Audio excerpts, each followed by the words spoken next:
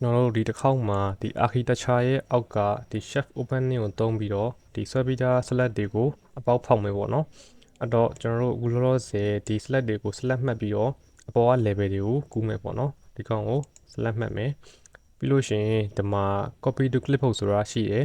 အဲ့ဒါလေးကိုနှိပ်မယ်ပြီးရင်ဒီဘက်ဘေးနားမှာပဲ paste to align to selected level ဆိုပြီးတော့ရှိတယ်အဲ့ထဲကိုဝင်ပြီးတော့ level 3နဲ့4နဲ့ကိုကူးမယ်ပေါ့နော် okay နှိပ်မယ်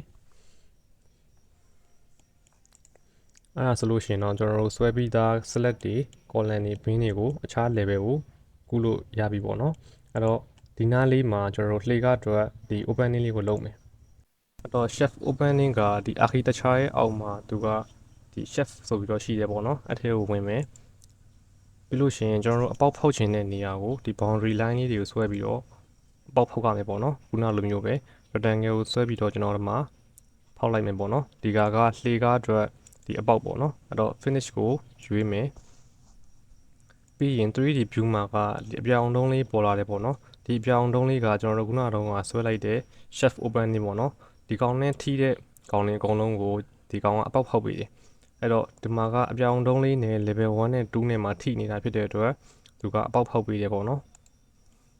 တော့ဒီအပေါ်ဓာတ်ကကြာတော့ဒီကောင်နဲ့မထိတာဖြစ်တဲ့အတွက်အပေါက်ဖောက်မထားဘူးအဲ့ဒီအတွက်ကျွန်တော်ကဒီကောင်ကိုအပေါ်မှာဖောက်ချင်တယ်ဆိုလို့ရှိရင်ဒီအပြောင်မြားလေးကိုဖိပြီးတော့အပေါ်ကိုဆွဲလို့ရှိရင်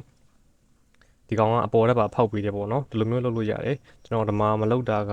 ကျွန်တော်ဆက်က air တက်နိုင်တာဖြစ်တဲ့အတွက်လုံးမပြတော့ဘူးပေါ့နော်ဒါကတော့ chef opening ကိုသုံးပြီးတော့ဒီ select တွေကိုအပေါက်ဖောက်တာပေါ့နော်